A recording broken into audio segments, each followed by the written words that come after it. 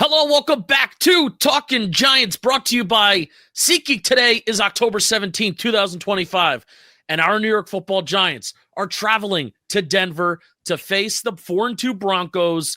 4:05 p.m. start on CBS. What world are we living in? Shaun Marash, how are you doing, my friend? Big game on Sunday.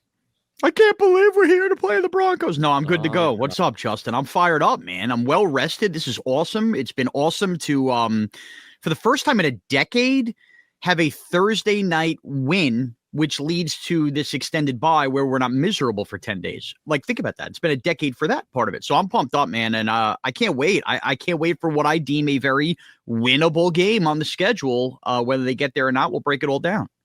It's tough, and we'll break down the Broncos philosophically, but let me talk just as a fan for a second before we get to Broncos defense and what does Jaxson Dart got to do. Shaun, I want this game bad. I want it bad. I obviously want this game even more than my thoughts and my feelings and my opinions on this team leading into Thursday night, right? Yeah. Because while rooting for a bad team, expectations are the most dangerous thing in sports fandom, in my opinion. Because, Shaun, I now expect this football team to go out and compete and maybe even win. And, man, do I not want my heart broken like it was broke against the New Orleans Saints just a couple weeks ago. We've had the surprise win. This ain't our first rodeo when it comes to the surprise exciting upset, and oh, look at the Giants. They're here. They're here. Are they here? But this game on Sunday, there's an opportunity to announce that we're staying, to announce that this is a competitive football team. And also, Shaun, you can't help but peek at those NFC East standings a little bit. Huh? I think this Sunday, despite it not being a primetime game, it'll be a 4:00 game. You know, it's not going to be nationally televised or anything like that. But this Sunday is the real opportunity for this Giants team to make their statement that they are here to the rest of the NFC East, to the rest of the NFL. Even though all the eyeballs won't be on them like national television Thursday Night Football, this is the game to show that you are a complimentary football team and you are here. And I'm so excited for it. Please do not break my heart. I love the passion, obviously. I'm pumped up about this game as well. I think you're both right and wrong in what you just said. I think that you're right in terms of, man, if the Giants do walk away from Denver with a win now and beat a defense that we haven't stopped hearing about, boy, this sounds a lot like the Charger game too. Jesse Minter. Now we're hearing about the Bronco defense. That will be a big deal, right? And 3-4, and I think you brought up everything with the division, and Dallas plays Washington simultaneously as the Giants play Denver, and we'll have that Philly, can Carson Wentz, if he plays, will he beat Philadelphia Eagles? You'll have that game going on earlier. That part is fun, right? The idea that it's past Columbus Day and we're poking at the standings and going, well, if this happened. I kind of forgot what it was like until this weekend to watch games with the who am I rooting for as it pertains to the Giants. You know, like during the Eli era, that was all we did was we would sit down on a Sunday and go, I need this team to win. I need that team to win. And we got away from that. So that was fun to have a weekend like that. Our expectations, though, when you say that the most dangerous thing with rooting for a team that's been bad, I wouldn't call them dangerous. I view this as exciting. And I think it depends from which prism you're looking at the 2025 New York Giants. If this team wins Sunday and they start to pad together like a magical, we're going to be in the hunt playoff run, I am all on board. Choo-choo, I am in. But I'm still not there yet, despite my emotions about beating the Eagles. I still think that this is going to be a season where the roller coaster of it is going to be incredible. The lows are going to feel low, where we're going to come on here and go, oh my God, are we going to end up firing this coach and GM? I don't think that conversation is quite yet stopped. And I think the highs are going to be euphoric, like we saw when they beat Thursday night, where it's because every game is so hard, all right? The schedule is so difficult. So anytime you have a win, if you win in Denver, it's going to be, can you believe we beat this team? Can you believe we beat this team? But then when you lose, you're going to have those letdowns. So I just think with a rookie quarterback who we are all excited about, the rookie running back too, we'll see about the wide receiver stuff. I know we'll get to that. And a defense that, geez, maybe if Shane Bowen actually is starting to listen to the players, is on the rise. you sit down and you enjoy the ride, man.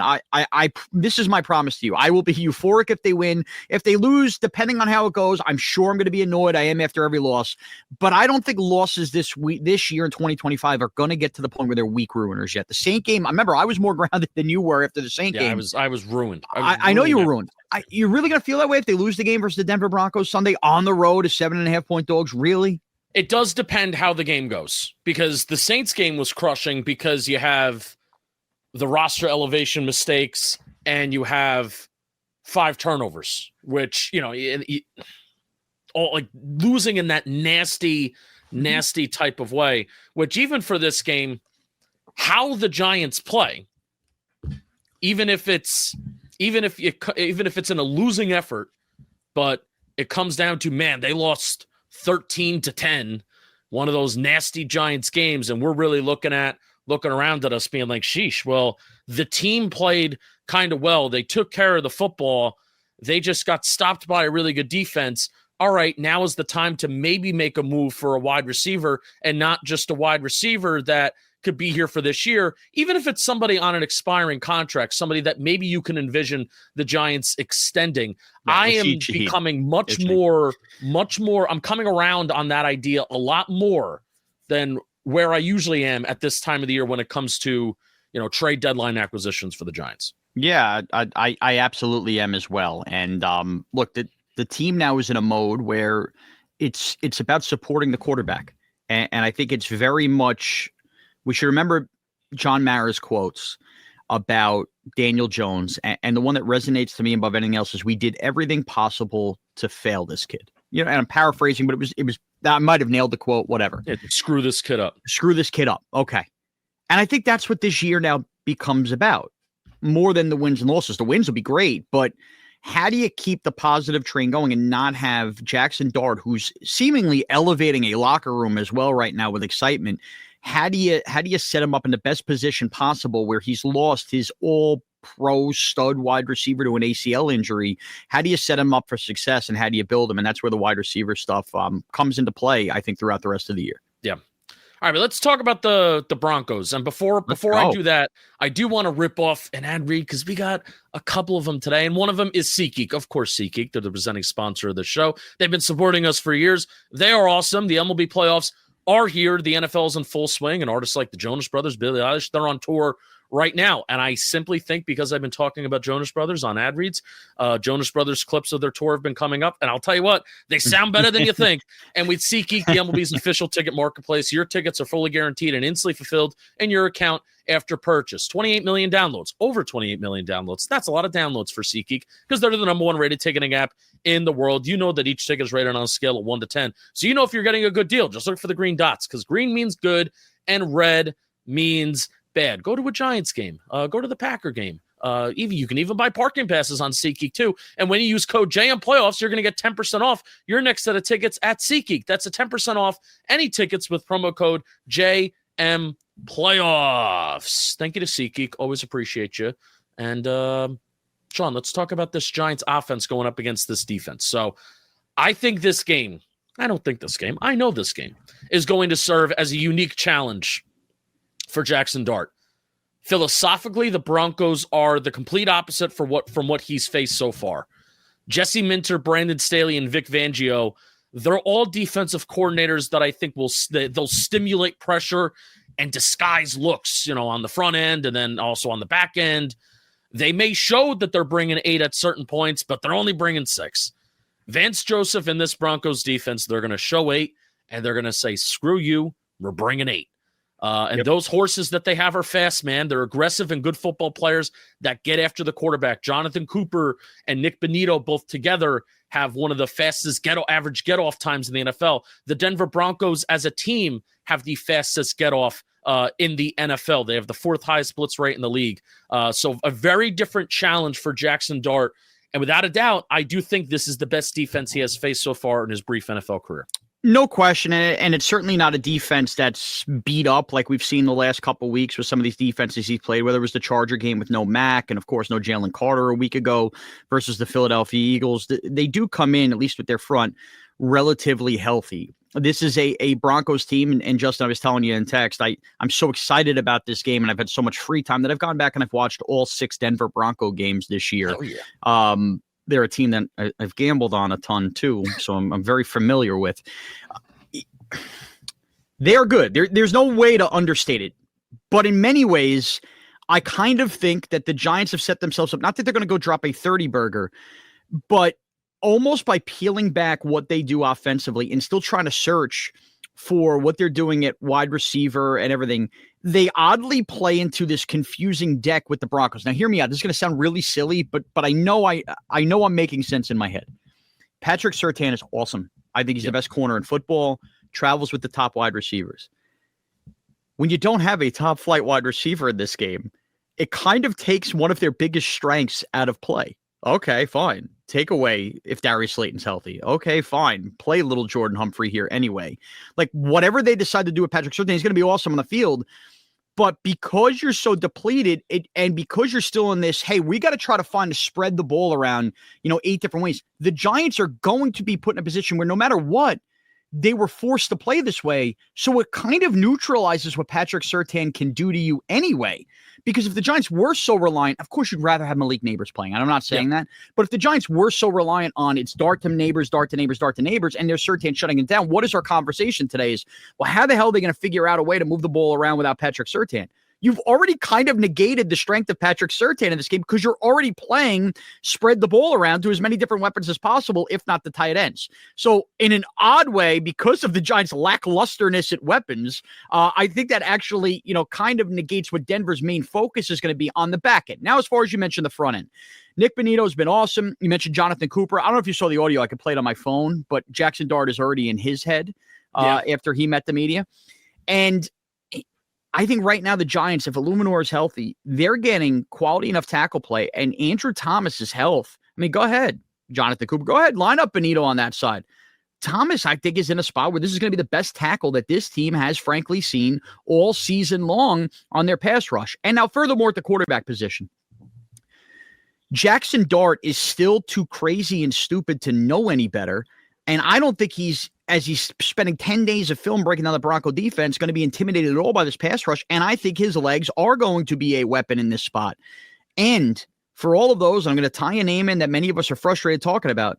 Daniel Jones found a way to use his legs versus his defense in Indianapolis and escape a big-time pass rush at times. I mean, boy, we didn't see that enough from Daniel Jones. A quarterback with legs can absolutely keep plays alive versus this Bronco defense. And I do think Jaxson Dart, outside of Justin Herbert, might be the most frustrating quarterback this Bronco defense has seen all year. And I can't believe I'm uttering those words.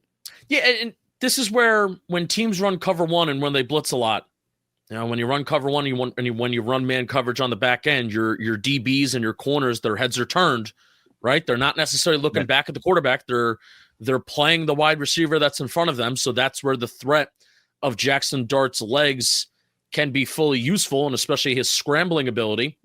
So you're hoping you can maybe rip off some big plays there, but also they've talked about it, and I think they know it. So what are they going to do that's going to be, their kind of chess move, their next move to kind of alter that and impact that? So, Shaun, you mentioned, all right, well, the Giants don't have that alpha number one wide receiver that Patrick Surtain is going to quote-unquote be shutting down. So this is where I think 12 personnel comes back into the fold. Yes. Where the Giants over the last 3 weeks have 8 pass plays of 10-plus yards running out of 12 personnel. I think they do a very good job of showing different looks out of 12 personnel as well. I mean, they're out of the shotgun basically all the time now, which is different. Typically when you put 2 tight ends on the field, then that's a bigger running set, right? You're going under center. So going out of shotgun, I think, serves as its own challenge for a defense to begin with, since like in your brain, like, you grow up football 101. Under center, you're typically going to run. Shotgun, you're typically going to pass. I'm pretty sure there are NFL teams like the Bills telegraphed that. I think the Eagles even telegraphed that too a little bit. So they do a good job of showing different looks out of 12. There was an explosive play that the Giants had against the Eagles where Theo Johnson was like lined up in the slot and Daniel Bellinger was in the backfield. Like, that's all right. Well, it looks like 11, but it's technically 12 with the personnel that you have out there, right? I think it could possibly limit the Denver Broncos pass rush when you run out of 12 as well. You Definitely. Can even put Chris Manhertz out there, and even think back to the Saints game where Darius Slayton has his drop. That's a play where it's kind of like a max protect play with 12 personnel, and you're running a 2-man route down the field. And that's where a guy like Darius Slayton can get open, or even insert a Jalen Hyatt, insert a little Jordan Humphrey, maybe even going up revenge game for him, going up and having a contested catch. Now, the Broncos are good facing 12 personnel. They're 7th in EPA per play on defense when they face 12. So it's a strength versus strength, but I ultimately do think that is what the Giants are going to have to do. Win with quick passes, win with screens, win with dark scrambling while Denver's in cover 1 and blitzing. I'm glad you mentioned screens, because this happened a couple snaps that kind of went unnoticed in my first watch of the Giant-Eagle game when we came on immediately and did a euphoric podcast afterwards. And that is, I'm going back to the idea of something that I know others have pounded the table. I know Dan Shire has. I know I have as well. And the idea of getting Tyrone Tracy and Cam Skattebo on the field at the same time, and kind of pick your poison. Both of those guys can run a screen game as well. And I think that we haven't seen enough of that, but it did happen in that Thursday night game. And it very much seemed like Tyrone Tracy was not healthy enough for that game, and Skattebo was moving. It's another 10 days of healing for Tyrone Tracy. I mean, the Broncos don't have a lot of tape on that either. And I think that's another way, if whatever, you're talking about the 12 personnel with the tight ends, but get the 2 running backs on the field at the same time with the quick passing game. Okay, you're going to bring pressure from this end. I'm going to swing it out the other way. I think you can get ultra creative with what you have between the tight ends and the running back packages here, and not just running the ball and passing the ball. Yeah, I think this is going to have to be a game where you're going to have to get creative with some of your stuff, because I don't know if the Giants simply just try and line up and beat this Broncos team and just do what they do. I don't know if you're going to be able to do that. And I think this Giants offensive line is playing really well right now. I think I do have a worry with that. Give me your worry. Okay, here's the worry. And I'm shocked I'm saying this in week 7. The JMS is the time we're taping this, still in concussion protocol thing, scares the hell out of me in a game like this. Now, normally you'd say, well, he's not that great a center anyway. He had played better since Jaxson Dart come, but the communication. This is going to be a loud Denver crowd. Yeah. It's going to be chaotic with the pass rush and everything. I am very worried in a game that I expect to come down to a possession with Austin Schlottman having some kind of communication error and or airmailing because Jaxson Dart doesn't work under center so much. One of these snaps. And I think that could pose a big problem. I actually think JMS is a pretty major injury for a game like this. Yeah, for sure. And I think JMS has kind of been playing well. He has. But even if he's not like an all-world center, my point's less with the blocking, more with the communication and the snap handling itself. Yeah. I mean, I will say Jermaine Illuminor came on this show last Friday, and I asked him about kind of Bobby Johnson and what's the expectation that he puts on you guys. And he specifically mentioned that he does put a lot on the center. And that Schlottman did kind of come in and not really miss a beat. But I think that your point is valid, especially when a guy like Jermaine's saying, hey, Bobby Johnson puts a lot on the center. It's going to be loud. They're probably going to have to go to a silent count at certain points of this game. So what does that look like? I think that probably is I don't know if they had to really go to a silent count for the Saints game. Now, you were asking about when Bobby Johnson was the O-line coach? Did I say Bobby Johnson? I meant to say, oh, my God. Carmen Brasillo? Oh, my God. Yeah. Okay. I only say that to say because JMS was drafted with Bobby Johnson. And then when you brought that up further, I was like, wait a minute. Jermaine Illuminor and Bobby Johnson were never together. And Bobby Johnson's on my mind because of the stupid video that's on the internet. Oh, my God. Did you see him? Yeah, all jacked up. Hey, calm down, Bobby. You stunk here. That's scary, though. I didn't mean to correct you. I just wanted to make sure I wasn't losing sight of the story. You did correct me because I was wrong. So I meant to say Carmen Brasillo for sure. Shaun, another thing that I want to talk about, too, I have full-on numbers of 2 separate things for this Giants offense and the trends, and something that will be very difficult for them to keep up against a good Broncos defense. So I am saying these stats, and I'm saying these 2 different things were areas where the Giants offense and Jaxson Dart has been money through the last 3 weeks. Is if that doesn't work, how are you going to pivot, and how will even Jaxson Dart respond to adversity? Like, I think this will be a game where even more than the Saints game of just self-induced errors, this may be a game where, you know what, maybe you just can't move the ball out that well. So how will Jaxson Dart even respond to that? And I'm excited for him to him to tackle that. Hopefully they just move the ball naturally, but I agree. And that was a frustrating part of his Ole Miss tape as well. And yeah, I'm going to come back and you're going to oftentimes hear this in Talking Giants. I'll reference horrible gambling losses I've had. Yeah. In Ole Miss, when things at times got very frustrating, there was a lack of patience from Jaxson Dart, and that's when he started chucking up some of these throws and just praying for the best, and that's where the turnovers happen in a third quarter of a Florida game, and the meltdown starts to happen. That can't happen in this spot. Do not turn the ball over. But he does get off to a fast start. That has been an awesome thing that Jaxson Dart has done and this Giants offense has done. And also credit to Mike Kafka, especially the opening script has been phenomenal. Giants offense in the first half since Jaxson Dart has taken over. They're 5th in EPA per play. They're 7th in pass, 11th in the run. 6 first half touchdowns. That is number 1 in the NFL. 8 total scoring drives. That's tied for first in the NFL. Jaxson Dart is the number 1 quarterback in success rate in the first half over the last 3 weeks, which is pretty special. Incredible numbers. Incredible numbers. Also on third down, the Giants offense is 4th in EPA per play on third down over the last 3 weeks. They're 2nd in success rate. They're 10th in EPA per rush. They're 6th in EPA per dropback. And Jaxson Dart is 3rd in success rate as a quarterback. I think the Denver Broncos do have, according to my notes in this document, the Denver Broncos are the number 1 defense when it comes to third downs. They are the number 1 defense when it comes to fourth downs. They are the number 1 red zone defense in the National Football League. And you want to know another thing that they're number 1 in that I love and that I'm so envious of, that the Giants defense should be high in this category? The percentage of plays where defense gets a pressure, tackle for loss, forced fumble, interception, or pass breakup. 44.8% of plays this Denver defense either gets one of those things. That is number 1 in the league, and I'm pretty sure it's number 1 by a little bit of a margin. All right, before we keep talking about the Giants and the Broncos, I got to give a quick shout out to Nike. Talking Giants is an affiliate partner with Nike this year, and you can go check out our affiliate link in the description below to shop some amazing Nike gear. Can I pour cold water on the Denver stats now? Need it. I by no means am I trying to tell you Denver isn't a great defense. I do think they're a great defense, but when playing the statistical analysis game, and I think Justin did a good job of laying it all out there, I'm a big fan of nuance and context. Please. I just want to remind everybody, the Denver Broncos, opening day, with that defense, they allow a rookie in Cam Ward with a head coach that is now fired to kind of play the field goal game, move the ball enough where they kick 4 field goals, and Denver kind of hangs on for dear life late in that fourth quarter. They allowed 12 points to the Tennessee Titans rookie quarterback, bad head coach that's been fired. They follow it up and go on the road to Indianapolis, where the Colts have been awesome this year, and that power run game of Jonathan Taylor went up and down the field on that Denver defense.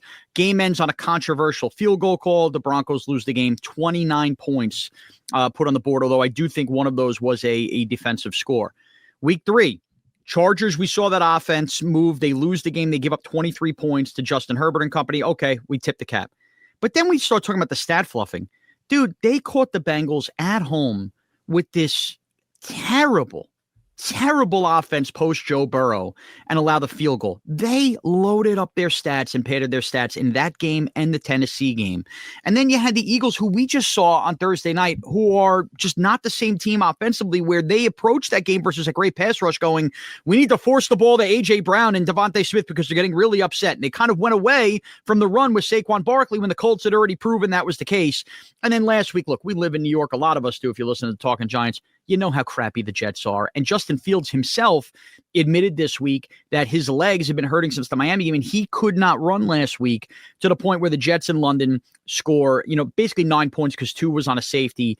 And this is a team that just can't function offensively. So when taking into account those teams or those stats, the Bengals with no Burrow, the Jets, and the Tennessee Titans in their first game with a head coach that's been fired is half of the games they have played where they have padded these stats that we are ripping off right now. Not to take away that they're not a great defense, but just keep that in mind. This, as good as it is, I'm not ready to declare that we're playing the 2000 Ravens on Sunday. Right. One more thing I want to mention with Dart, because you mentioned Fields' legs, and Fields was sacked, I think, like 9 times. Yeah. 16 pressures on 29 dropbacks. Highest pressure rate of the season. League high 9 sacks. The Broncos are, thanks to partially that performance. And Membu was in a bit of a blender as a rookie.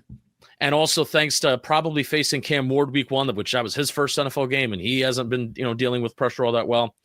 The Broncos have like a 13% sack rate, so they are on pace right now to break the NFL record of the Chicago Bears for most sacks in a season.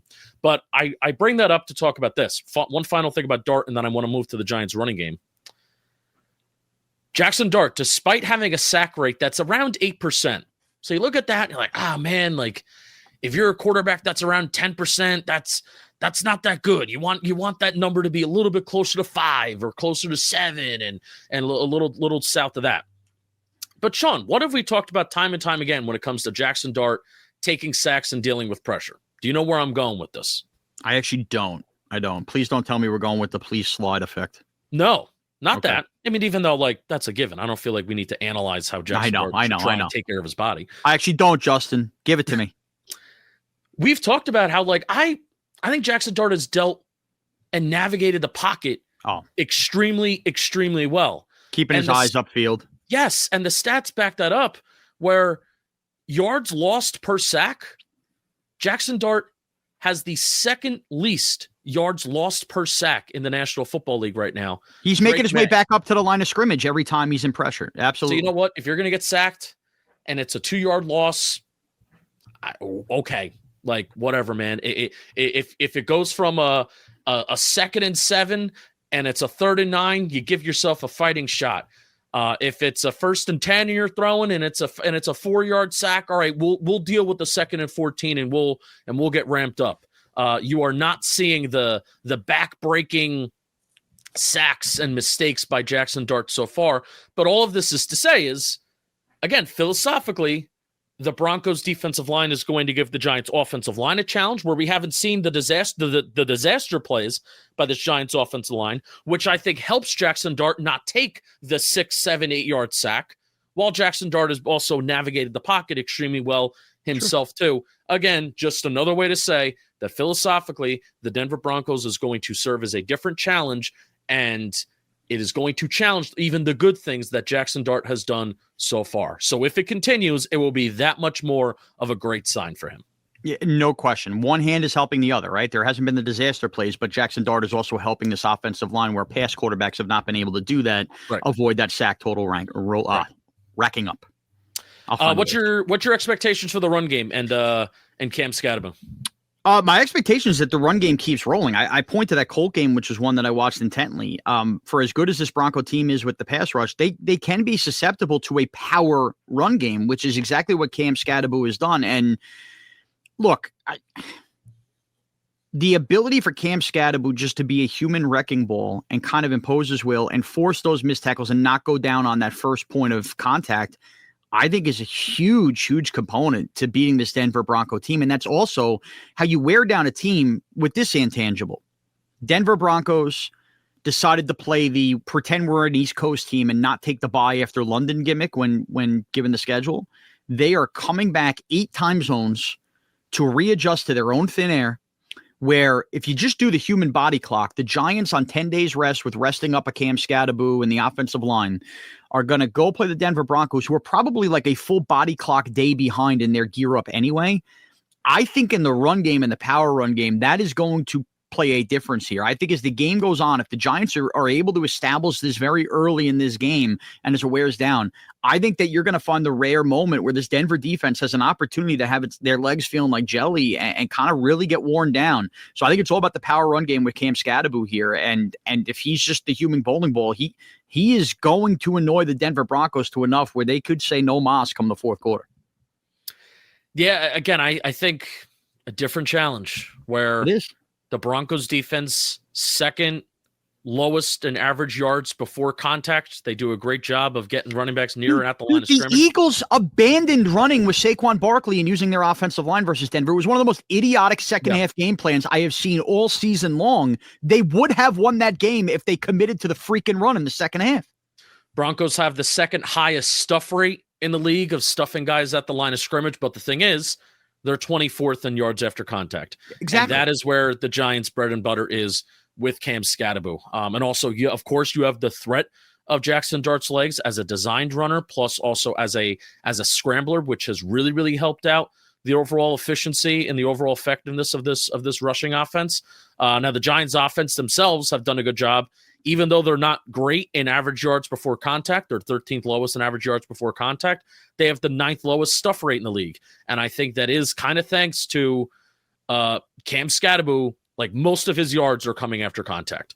Most of his yards, which is pretty impressive for him to start this year. And I don't know. Like I watch this Giants offense and I don't necessarily feel like they're like this explosive offense overall, but especially not really an explosive rushing offense. But they are tied for the 4th most runs of 10+ yards the last 3 weeks. I think you're just going to have to, this is going to have to be a stay disciplined game. Yep.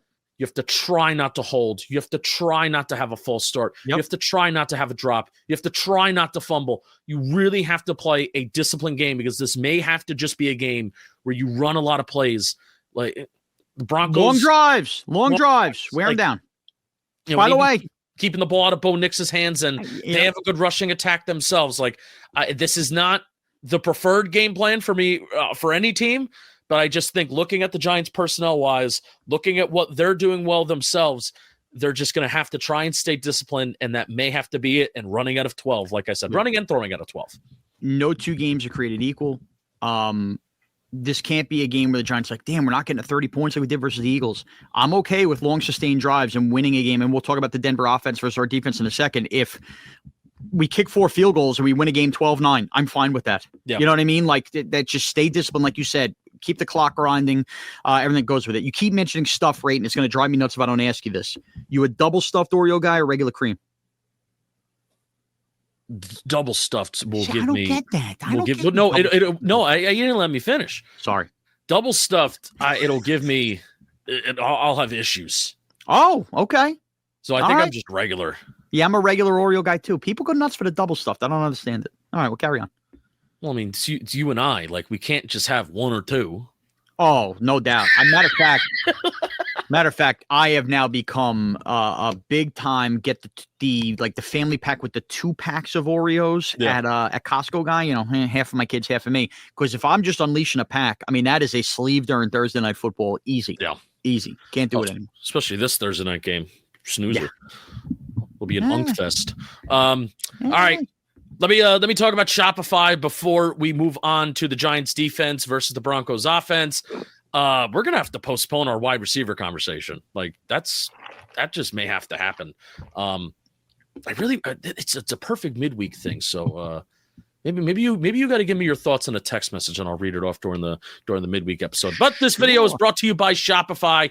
Shopify is the best place to start and grow a business, which is why we partner with them here at John Boy Media. John Boy Media has relaunched our merch store on Shopify with our new /line site, and it was a dream. We brought the ideas, Shopify brought the execution, and as you're shopping our new launch, check out what Shopify can do for you.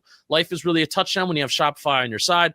Shopify Sidekick, Shopify Magic, and the suite of AI tools are a total game changer. It's revolutionizing the way you can build and manage a business. You'll have your own AI assistant guiding you on everything, directions, reports, editing images, content ideas. Shopify's got your next move covered. If you're ready to take that business idea from a draft to a reality, it's time to head over to shopify.com/Giants. Shopify is the perfect partner for any business roster, so make sure that they're on yours today. All right, Shaun, let's talk about this Giants defense going up against this Broncos offense. I'm going to kind of let you said you've watched every single Broncos game this year. So I'm going to let you lead the way, and then I'll back you up here. Okay. So first of all, I think we live in a world with a lot of great Giant content creation. I've been big on this. If you just scroll Twitter, the entire conversation in the NFL and the Giants is around Cam Skattebo and Jaxson Dart. And I understand all that, and the offense is the sexy thing to talk about. The entire key to this entire game on Sunday, we just did a half an hour on the Giants offense.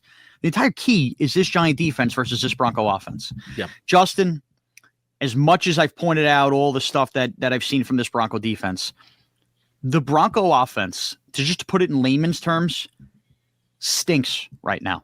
They stink right now. It's the easiest way to get throw all the numbers you want at it. I am convinced, and I'm not really counting like a Joe Flacco in this spot. So take all of these like backup guys that have come in and played, or, you know, a Dylan Gabriel, like take all of that out.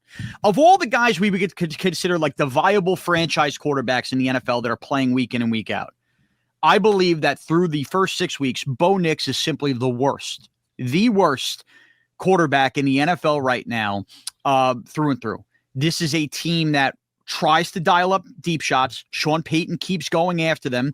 And Justin, I believe you have the official stat on this, but the amount of times through 6 weeks that I've seen Bo Nix with a receiver that does get, 2 yards of separation, 1.5 yards of separation, and simply either underthrows, overthrows. His accuracy on these deep ball shots is killing the Denver Broncos right now. They cannot generate a big play through the air. Now, before I continue, you have a stat on that? I do. They are a boom or a bust offense, but the boom just has not been there for them. On passes of 20-plus air yards, he's 6 of 22. That's 27.3%. His completion percentage on these passes ranks 29th among qualifying quarterbacks. Yeah, and look, if you remember watching some of those Denver Bronco games and the fun ride they went on at the end of last year, including they had that crazy Saturday game versus the Bengals, if you remember. At the time, it was Vele and Mims, and they would go down the field, and you would just see these connections. You'd be like, wow, look at Bo Nix throwing here. That is evaporated from the Bronco offense this year. So what does it come down to for Denver's offense? Okay, the short game can work a little bit. A Cortland Sutton hit here, Evan Ingram over the middle here. And they've been really relying on J.K. Dobbins, who, just kind of keeps getting like a cat with 9 lives out of the run game. But I say that to say J.K. Dobbins is not a running back that is going to put the fear of God in me where we've had so many scares with the Giants run game. You cannot allow him to become Javonte Williams in week 2. You can't allow, ironically enough, an ex-Bronco, you can't allow J.K. Dobbins to go off in this game for, 100 yards, and then you look up and you go, we let that guy kill us? No. You need to swallow up the run and dare Bo Nix to go, complete a pass to Cordell Flott. How many times have we seen with Flott, receiver gets behind him? We saw it last week, right? And the quarterback can't connect. I'll sign up for that all day long if the quarterback's not connecting. Dare them.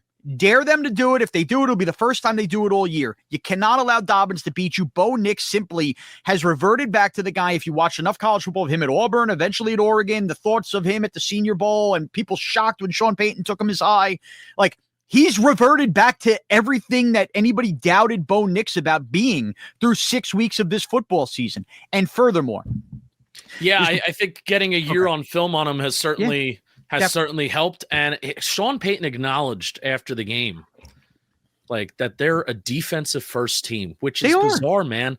Which is bizarre for him to acknowledge this early after a year where Bo Nix threw for 29 touchdown passes and there was such like good arm talent throws. And it's like, geez, I didn't know Bo Nix had that in his bag. It's a conservative offense right now. And I also think they're a heavily penalized offense too, right? Yes, their offensive line takes a bunch of penalties as well. And this is the thing: the interior of the offensive line for Denver has been banged up. I mean, they were starting Matt Parrott last week. Now he's out with a torn MCL. He took a ton of penalties in that Jet game versus London as well. Our old friend over there, Garrett Bowles, still as good as it gets at the tackle position. He's not Andrew Thomas. A good line. They have a good line. But he's very good. They're a good line. They're not a great line. They're not. I say that to say, the Giants pass rush and what they present is, without a shadow of a doubt, and do the work if you don't trust me, this is the best pass rush the Denver Bronco offensive line and Bo Nix has seen all year. Which, if you date back to the Giants in August, is exactly what the Giants should have been dialing up as their identity anyway. I believe the Giants' defensive front is going to be able to get home and hurry Bo Nix into some of these throws this week that he's not connecting on anyway, which is why J.K. Dobbins cannot kill you. I think they are going to be in for a rude awakening with the Giants pass rush. And so for all the talk this week about, well, how is the Giants offense going to move the ball on the Denver Broncos defense? I think, and while they are not the Broncos defense, I think it is an equally fair question to ask, how the hell is Bo Nix moving the ball versus this Giants pass rush in this game if they do what they're supposed to do? And I think right there, Justin, I had mentioned earlier, 10 minutes ago on this podcast, hey, kick 4 field goals, 12 points. That could be, and I would dare say should be enough in this game. I don't think the Denver Broncos offense is in a position versus our pass rush where they are scoring more than 17 points in this game. If the Denver Broncos get to 20 points and none of it is on us turning the ball over and handing them there, I am going to be massively disappointed in Shane Bowen's defense in this game. You're sounding a lot like me coming into the Saints game, which I will say, like, I'm still a little worried about the defense because I just don't know what type of Shane Bowen we're going to get. But yeah, last week, the reason it looked different is because it was different, and we've heard Kayvon Thibodeau mention it. Dexter Lawrence did not mention Burns. Like, is that real? Like, is the player like how real were those conversations? Like the players challenging Bowen and Dable apparently, Brian Dable even himself told Shane Bowen, we got to be aggressive. Like, if a light bulb has suddenly gone off that Eagle game, that changes everything about the Giant defense. Right. And I also don't like, I don't know how I'm saying I don't know. Like the expectation for every game with this Giants defense is that their pass rush should go out there and dominate because they're that good. Right. But also, Bo Nix is the least pressured quarterback in the NFL, and he has the second lowest sack rate. Now, you could still have a pass rush, with pressures. You could still have the pass rush that really impacts the game. For me, Shaun, this is what it comes down to. Just like I said, the Giants' offense may not be explosive, and you have to run a lot of plays. But being the more disciplined, mistake-free team, I think is what is going to be the defining factor. Let them take the penalties. And that's rare for me to say. And it sounds football cliche, and I understand anybody and everybody can go on any podcast and say, the team that makes the less mistakes is going to win the game. But I really think it's true here with how good that Broncos defense is and this Broncos offense that I think can be explosive. Even though Bo Nix has not been explosive, you can't tell me that, Troy Franklin is a speedster and Cortland Sutton. And Troy Franklin can't hang on to the football either. That's another problem for them. Cortland Sutton's a really good weapon down the field on the thread and a contested catch guy. So it's there. It's ultimately there. They're very penalized on offense. They are a good rushing team. I don't know if Sean Payton is going to fully commit to that run. They have 5.1 yards per carry. That's been the strength of their offensive line is their run lanes. Fourth best in the league. They're tied for the fourth most runs of 10-plus yards this year with 22. Sean Payton also is going to leverage that run game with play action. Broncos run play action at the third highest rate in the league at 30%. That could also be a little bit of we want to try and make things easier for Bo Nix. I mentioned that even though they have the weapons to do it somewhat well, throw the ball down the field, they're not doing it. And Bo Nix has also somehow been even worse throwing the ball between 11 to 19 yards. Between 11 to 19 yards, he's completed 15 of 28, 53.6%, 2 interceptions, and ranks 29th in EPA per pass. They are a boom or bust offense. Yeah. If you allow the big play in this game to this Broncos offense, that is where I'm with you, where I will join you in being very, very upset. If they get beat by going up and down the field and the Broncos run a lot of plays and they play mistake-free football themselves, I may give you a little bit of a bravo because we know that this Giants defense is susceptible against the run and in certain areas, right? If the Broncos go up and down the field, I'll give them a clap. They played a good game. But it's if these Giants are going to make the mistakes of allowing big explosive runs and big explosive passes that give the Broncos optimal opportunities to score. That's missed tackles too. Missed tackles. Tackles. Yes. Cannot have missed tackles in this game whatsoever. That is how the drives are going to get extended with the run game. And again, I do the math. Does everybody think the Bengal defense is good? This might be the worst defense in football. Okay, they played them. The Jets last week defense has been horrendous at points this year, and they had Bo Nix in a blender. The Tennessee Titans have zero pass rush at all right now. They had them all mixed up in week 1. And the Chargers were the team that gave him fits, and then Khalil Mack got hurt in that game. Like, they have not faced the bevy of pass rushers the Giants are going to bring at him. This is why you build your identity around that is a game like this. And also, Shaun, shout out to Research Rick, and thanks to Research Rick, but we gave a shout out to the Giants special teams unit, both as a kick return unit and as a kickoff unit that I feel like they've been doing a really good job. Denver ranks last in the league in starting field position allowed on kickoffs, and the Giants rank second in number of 30-plus yard returns with 10. So thanks to Research Rick for tweeting that out. Wow. That's great. So, I didn't realize Denver was that bad in that area. I didn't focus on that. So, right? I mean, that could be huge for the Giants, where if you get Deonte Banks or Gunner to maybe break one, I mean, hey, we predicted last week, like I think a kickoff return for a touchdown is coming this season. And if that could come here against a really good Broncos defense, and I'll take that free 7 points, hell yeah, let's do it. Anyway, find a way to win. Anyway, complimentary football, all 3 phases. Let's roll. How about a Deonte Banks touchdown return for a touchdown? Kickoff return for a touchdown. Let's take it, and then go get traded and help us get a wide receiver. Congrats to him, by the way, Twins. Yes, congrats to him. Let's see, I was mean, and then we just said congrats to him. Also, hey, now Deonte Banks. This is a dad joke. Deonte Banks can now play cover too.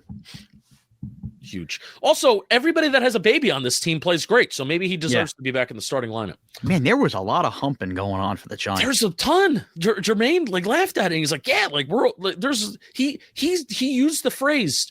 There's a couple guys that are shooting." Wow, good for God. On the interview, I was like, That's a phrase that you guys are using around the locker room. Like, yeah, we're all shooting. Oh. He even said Kayvon had kids too, which is like, oh, that makes Good sense. for him. Or he's trying. I don't know. He mentioned Kayvon, and I didn't know. Yeah. Kayvon's a pretty private guy. All right, let me talk about DraftKings because we're going to move on to the touchdown draft next. Today's episode is sponsored by our partners over at DraftKings. Stay on the action. Use your bonus bets on DraftKings same-game parlays. First shot at an even bigger payout. Love the thrill of live in-game betting? DraftKings has got you covered. Bet live on star player props and in-progress games right as they happen. New customers bet $5, get 3 months of league pass, and get $300 if your bet wins. Paid in bonus bets, so download the DraftKings Sportsbook app and use code JAMFootball. That's code JAMFootball to get $300 in bonus bets instantly if your first $5 bet hits. Plus 3 months of NBA League Pass in partnership with DraftKings. The crown is yours. All right, touchdown draft. We both went 1 for 3 last week. I was able to get Jaxson Dart. That Daniel Bellinger bet will eventually hit Devontae Smith. Wasn't Devontae Smith close to scoring one? So I got a yes with Jaxson Dart.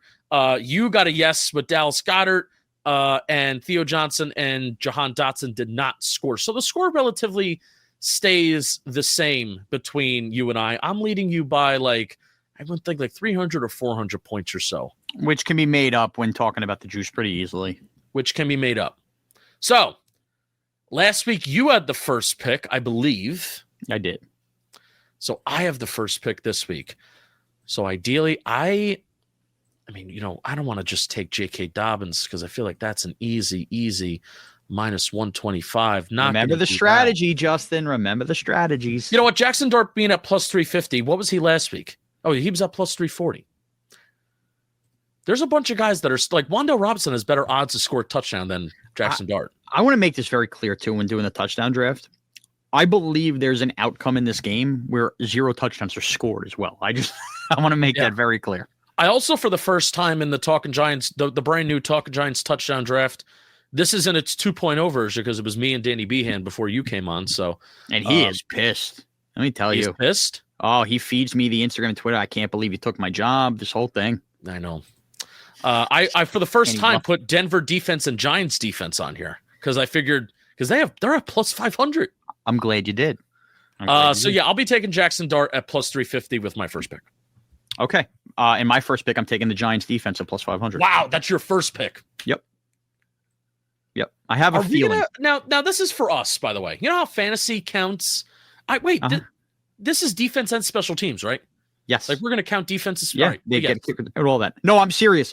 I say this entirely serious. The Giants have been knocking on the door here with one of these, right? We saw Cordell Flock kind of get caught. Remember the Dexter Lawrence play? There was the other play in the Charger game that was close and it didn't go through. And I'm forgetting what the hell it was. Was it Drew Phillips? Drew Phillips got caught. My point is the Giants have been knocking on the door of one of these scores. And even you mentioned the kick return game. I think we're in position where it's going to happen soon. And I think that could sway the direction of this entire game. So I'm taking the Giant defense and special teams at plus 500. Sneaky feeling it's going to be Paulson Adebo. Clip that, baby. Oh, I love it. Am I not going to take a Bronco? Am I seriously not going to? You know what? I may take a Bronco, but not now. Give me. Oh, you're going to take Evan Ingram? Give me Theo Johnson at plus 475. All right. I'm taking Cam Skattebo right at the top. Let's go. Okay. He's minus 105. He's the favorite in the game to score a touchdown, but how do I not? Now, I haven't taken a Bronco yet, and I mean, just odds-wise, I think I just should. I shouldn't take 3 Giants. Mm-hmm. J.K. Dobbins or Cortland Sutton. Yeah, now you have free reign of anybody in that top 5 that is not Cam Skattebo because I can't go back there. So what's Cortland Sutton's stats looking like? 27 for 40, 3 touchdowns. He's leading the team. Bo Nix has 9 passing touchdowns. J.K. Dobbins has 4. You know what? I don't know. I feel like the Giants have done a pretty good job of not allowing number 1 receiver touchdowns this year. And that's just like an eye test thing. It's not like me backing it up with anything. Did CeeDee Lamb not score in the Dallas game? I forget now. A million. I mean, everybody scored in that Dallas game, so I don't know if that's fair. I got Cavante. Lamb had to have, right? That game feels like it's 4 months ago. I know. Just give me J.K. Dobbins because I just feel safer about that. All right. So I will close out then. You know what? You want to get nuts? Let's get nuts. You're going to take Evan Ingram? No, I'm not. I'm going to take the Denver defense. Oh, you're all right. Plus 500. I got both defenses. All I just think it's going to be such a defensive-driven game, you know? And by the way, that's my disaster pick, right? That's my emotional hedge, as Evan Roberts would say. You know, Jaxson Dart throws a pick six, something like that. All right, so you took the Giants defense at plus 500, then you took Cam Skattebo at minus 105, and then you took the Denver defense at plus 500. This is the most erratic touchdown draft I've had so far out of the 3 or 4 weeks we've been doing this. That's nuts. That is nuts. I'm hoping for a big week here. I should have gone even more conservative, knowing that you were going to do that. Yeah. I took Jaxson Dart at plus 350, then Theo Johnson, then I took J.K. Dobbins at minus 125. Bang.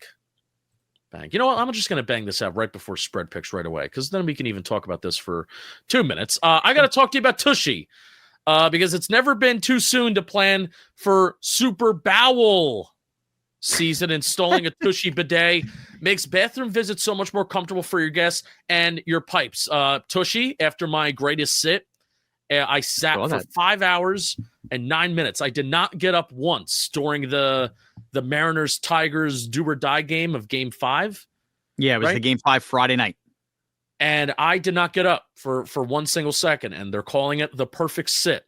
So Tushy, who was going to sponsor this show anyway, and also gave me a shirt that says, "Ask me about my butthole," which I guess I will eventually whip out. Yeah, they gave me whip out the shirt or your butthole? Nope, whip out the shirt. Thank God. So thank you to Tushy, by the way, for sending me a bidet after my greatest sit. They're like, we figured you could use this since you like to, since that's your favorite. Make sure that's your favorite activity. They also have another funny pun in this ad read. Make sure you're not manning the toilet all day, and let all your wiping troubles be a dart in the wind with Tushy. So I had to read that, even though this is an ad lib copy. I had to read that though. Now, be honest, human beings here. We're all human beings. You sat the entirety of that game without moving, without getting up to use the bathroom. And I'm a big time, I go to the bathroom like 4 times during the game. Number 1 or number 2, what was putting more pressure on you come number 1. 11th inning? Number 1, okay. I had to piss. Oftentimes, number 1 opens up a number 2, by the way. I had to piss in the 6th inning, and the game went 15 innings. I let a whole 9-inning game go Did you by. Stop drinking anything? No, I had 1 Mountain Dew that I didn't have multiple, but I had 1 Mountain Dew that I made last for the entire 5 hours. How dehydrated were you? I was all right. This ain't my first rodeo. I love sitting. I live my lights. I live my life seat to seat. So shout out to Tushy again. Remember, a hole is only a dirty word if you wipe. For a limited time, our listeners get 10% off their first bidet order when you use code Giants at checkout. That's 10% off your first bidet order at hellotushy.com with promo code Giants. The fact that they made their own custom ad read for Talking Giants and included Manning and Dart. That's great. Jokes. That's why you have to go use code Giants. 10% off your first bidet order at hellotushy.com. Make sure you do it because that was awesome.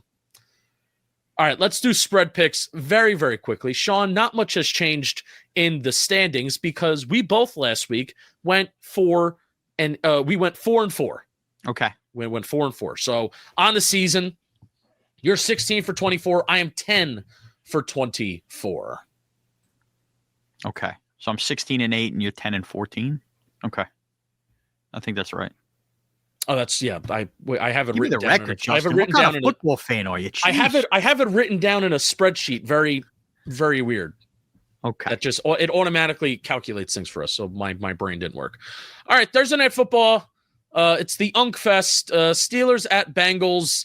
Steelers are road favorites by -5.5. Shaun?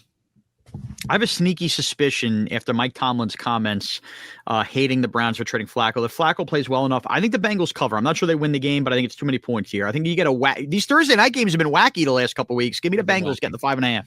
They've been wacky. I think the Steelers are. It's amazing what happens when Aaron Rodgers doesn't run the asylum. Like how decent a team can look. So give me the Steelers. I think the Bengals are just a mess. I think that pass rush could eat them alive, Joe Flacco. Rams at Jags. This is an international game, 9:30 a.m. on Sunday. Rams are favorites by 3. I love that the Rams spent all week practicing at Camden Yards in Baltimore after playing the Ravens last week. They drew football lines on the field, and they didn't go back west before going there. I thought that was really cool. I don't know what to make of the Jaguars yet. I think it's a big Kyron Williams game. Give me the Rams covering. I think the Jags, this is their home. This is literally their home. They're maybe even their future home. So give me the Jags plus 3. It's illegal to bet against the Jags when they're home. Well, arrest me. It's illegal. I wanted to say a joke. Oh, this is not a joke. The Rams, like official Rams account, impromptu sent John Boy Media a collab on Instagram. So we collabed on a post with our first NFL team. That's like awesome. that. So thanks to the Rams. Shout out to the Rams. Eagles at Vikings. Eagles are minus 1.5 point, are 1.5 point favorites. This feels like bait. It feels like they want you to take the Eagles. We don't know at the time of taping this whether McCarthy will in fact play splitting reps with Carson Wentz, which feels alarming. The Eagles aren't that bad, right? They could have a little pride from. I will take the Eagles, but I would not be stunned in the least if we wake up and Philadelphia's melting down because Carson Wentz has beat them. I'm taking the Vikings because Brian Flores won't hesitate to blitz and try and muddy shit up for Jalen Hurts, which that is exactly what he's been struggling with. And honestly, if it's, it almost doesn't matter what quarterback is in there, but I honestly would prefer Carson Wentz at this point because those Eagles corners are awful and Justin Jefferson is going to eat them alive. So give me the Vikings. Okay. I normally wouldn't put this game, but because your buddy and you're part of WFAN and your buddy Evan Roberts, I kind of need a little bit of a check-in on him. Panthers at Jets. Panthers minus 1.5. What in the world is going on with the Jets? They're a mess. Evan Roberts will be in attendance in this game, which is I feel bad for him. Unbelievable. He's taking his son to teach him about football. I feel bad for his son. I feel bad for his son, absolutely, too. Look, Garrett Wilson's hurt. Justin, I don't even know where you're going. You're an idiot right now if you pick the Jets until the Jets prove otherwise. Give me the Carolina Panthers. Yeah, I'm going to also take the Panthers. I'm surprised it's at least not 2.5 points. Well, Carolina much different at home than they are on the road. So they I don't are. expect this to be a breeze. But rock in a hard place here. 0-3 away. The Jets are 0-4 at home. So something's got to give. Pats at Titans. Titans are 7-point dogs, Shaun, and I'm going first here. It is also illegal on this show to bet against the debut of an interim head coach. The Titans will cover. They may even win. The Mike McCoy debut here. Mike McCoy is coaching the Titans in this game. Here's I'm usually with you. I'm big on the coach gets fired bump deal. However, there's a difference. Mike Vrabel now hates the Titans. He wants to rub the nose in the Titans. It's a revenge game versus an interim head coach debut. It's Kong versus Godzilla. Yeah. It is. And here's why I'm going to take the Patriots in this spot. I don't think you get a point in the fourth quarter where it's like a 7-point lead and we just kind of grind this out. Vrabel's going to look to spike the football in the Titans and prove they're morons for letting them go. So give me the New England Patriots to cover. Colts at Chargers. Chargers are 1.5 point home favorites. This is our Colts, man. Let's go. Are they the best team in the NFL? Who is the best team in the NFL right now, Shaun? Because I don't think there's a clear answer. No. So I think there's two ways to look at it. Like literally who's playing the best football right now. I mean, the Colts are playing complimentary football all over the place. I still think right now, because they're going to continue to get cooking to get rice back, I think the Chiefs are the best team in football. Yeah. I really do believe that. Even though right now they wouldn't even be in the playoffs. Justin, fun fact on this Colt game. Have you seen the 4 division leaders in the AFC right now? Colts, are the Chargers one of them as well? Or the Broncos technically in the lead? Okay. I just want you to close your eyes and ask yourself, what year is it? Colts, Patriots, Steelers, Chargers. It's 2009. I mean, we're in the Brady, Peyton, Roethlisberger, Rivers era again. Yeah. Those are the 4 division leaders. So you're taking the Colts here? I'm not. I'm taking the Chargers. You're taking Phillip Rivers, huh? Yes, I am. You can kill the man, but not the idea. Is that the thing that's going around now? Exactly. People showing a picture of Jaxson Dart, Daniel Jones, and Drake May, and putting Tom Brady, Peyton Manning, and Eli Manning. I saw that. Incredible. Awesome. Incredible. Every meme related to this football team over the last week and a half has been awesome. I haven't found one where I'm like, that's corny. I've laughed at everyone. I have too. Commanders at Cowboys. I'm excited for this game. I'm kind of pissed that it's happening at the same time as the Giant game. Yeah. Commanders are road favorites by -2.5. By 2, I have to stop saying that. By 2.5 points. I'm going with the Cowboys here. I think they win. I think their offensive power is just too much, and I know that Cowboy defense is awful.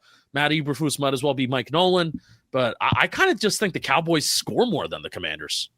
I think the breadcrumbs have been laid here that this Dallas season is going to start to evaporate pretty quickly. This is Dan Quinn now versus this Dallas offense. I think he's got the book on Dak Prescott, and ultimately I think that's a sour loss that's sticking in the Commanders' core. They're getting Terry McLaurin back, it looks like, for this game as well. I will take the Commanders in this game, and I think about this: Dallas 2 wins on the year. Russell Wilson, Justin Fields, the Mike Tomlin wins. That's all Dallas has on the year. Yeah. Final game for us, Bucks at Lions. Ooh. Lions are 5.5 point home favorites. This is going to be a Monday night game. I do not like the doubleheader on Monday night. I can't. I don't either, but at least you get 2 good games here. I wish at 10 p.m. This will be the last one ever, by the way, if the rights officially go through. NFL Network with their ESPN partnership, they've announced no more double headers. So this will be the last one. I like locking in on one game. I agree with you, man. I don't even care if the game stinks. Like, just give me one game. It's too much going on. Yeah. Now, but remember, these is 7 and 10. This is not going to be simultaneous. These are 2 separate games. Well, 10. I may watch an hour. And it's a good game. Texans Seahawks, good game. I know. I even debated which game I wanted to include here. Like, I honestly, I think I'm a little bit more excited because it's 2 different teams that haven't played each other. We also don't get a chance to see the Texans and the Seahawks really play that often. Yeah. We always get to see the Lions play. But I also put this because Baker Mayfield's playing like the MVP. I think if the season ended today, I kind of would give it to him.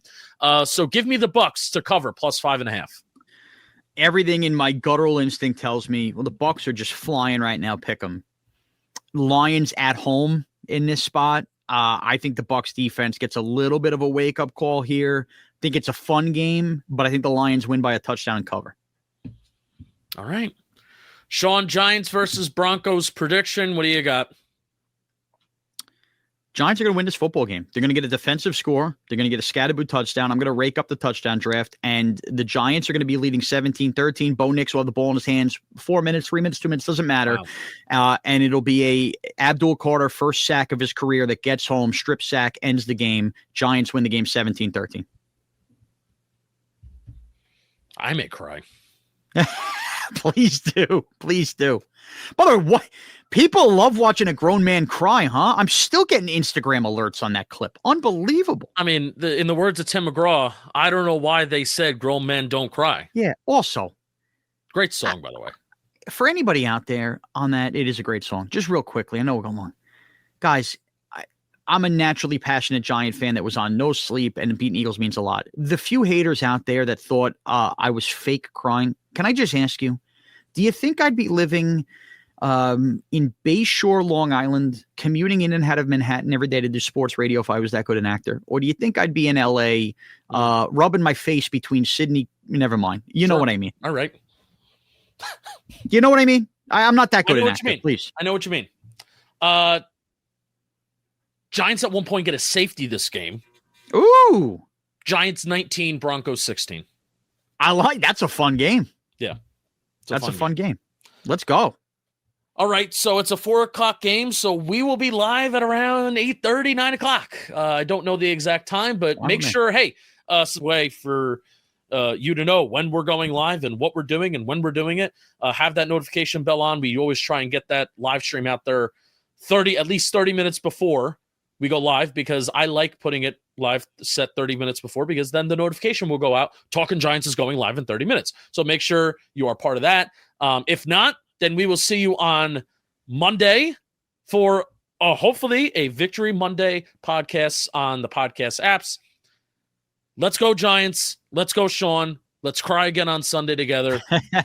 And we'll see you then. All right. It starts today. Let's go